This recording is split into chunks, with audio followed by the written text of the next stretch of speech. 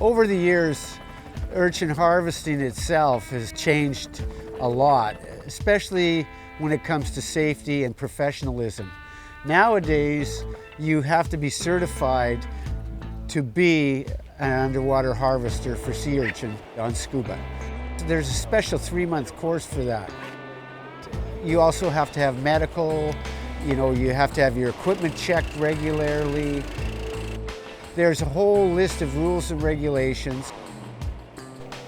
Before I was doing other commercial dive work, and then I knew a friend that was doing the harvesting. He just told me a lot of stories and I thought it sounded really fun. So he gave me a bunch of numbers and you just put your name out there. And eventually I started in Victoria, which is kind of the ultimate place to start because you're in and out of town. They had a lot of patience with me, but if they had to get rid of me, it would be easy, If you take a new guy up north, it's a bit of a different story, right? If you're gonna head all the way over to Haida Gwaii, you're kind of on the boat for a while. So that's a good place to start. And it was a learning curve for sure. Took a long time to get that comfort level where you breathe slowly and you're relaxed. That's what takes time. I went to the Dive Safe School in Campbell River, their occupational scuba course. And after that I worked on a fish farm for a couple months, then started harvesting. I'd say definitely go for it. It's super fun. It's the most fun dive job I've had so far. Today we did get blown out. Winds were gusting up to 40 knots, so we didn't go out. But yeah, it's beautiful sunny. Hopefully we'll be able to get out there again tomorrow. Safety is very important to Buha, and it's regulated pretty well. All the divers that are coming on the boats have to have training. They have to go to school and get proper training and have all their tickets. Everybody on the boat has to have their medicals, has to have their training in O2 therapy, has to have their first aid training.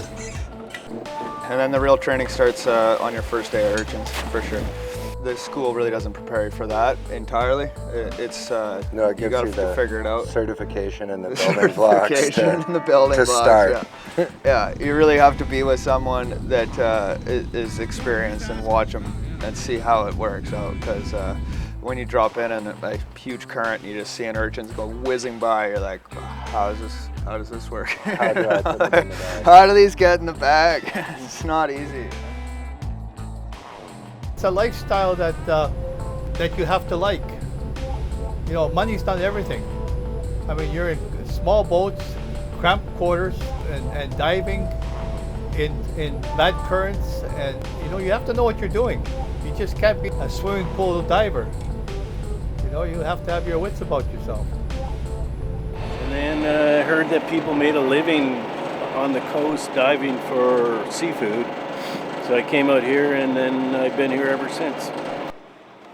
Safety for me, now that I'm especially an operator, yeah, it's like my main thing.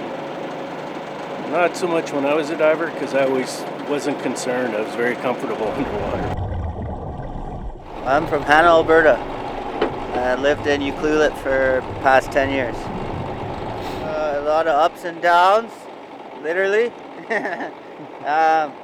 It's good. You just hit it hard for however long you want. This is my 3rd month straight.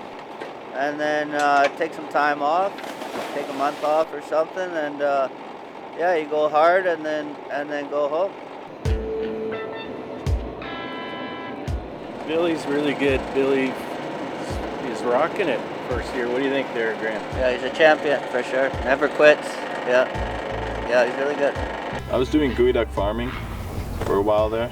A bunch of other jobs before that. Only been diving for just over 2 years now. Quickly, better get in there then, I guess. Billy actually replaced me on the boat I was on last Christmas, and then he started up when I started my own boat this summer. Well, usually it's word of mouth.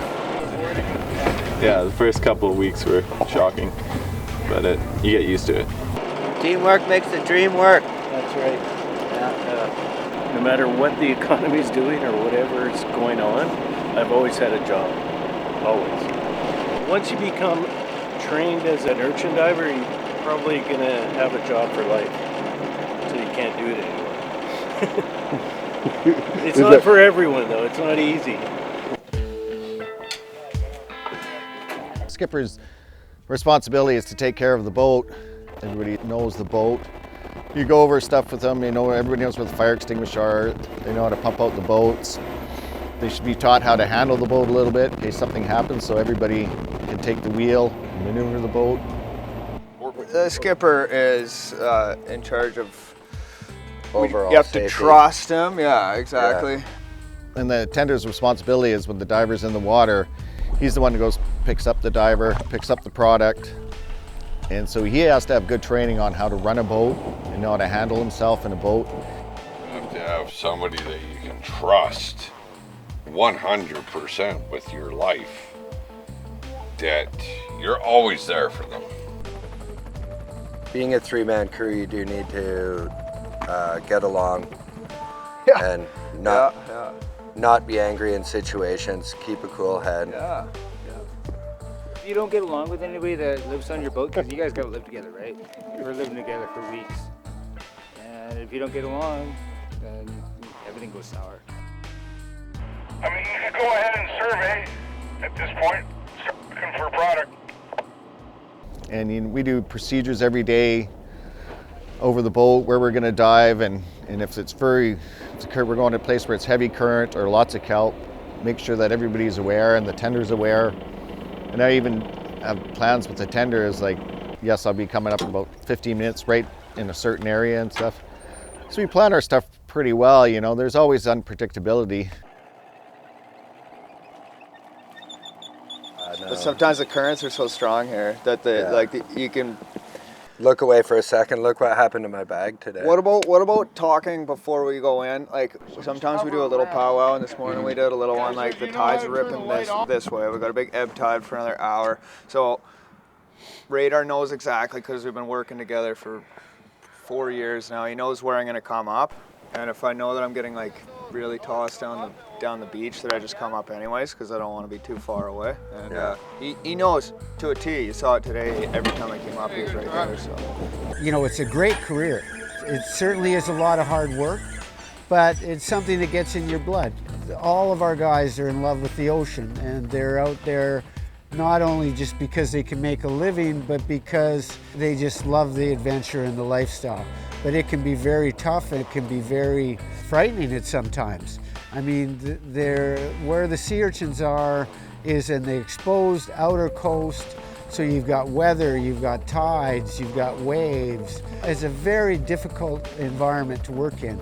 And these guys work all through the day in some of the nastiest weather and sea conditions, and they do it very safely.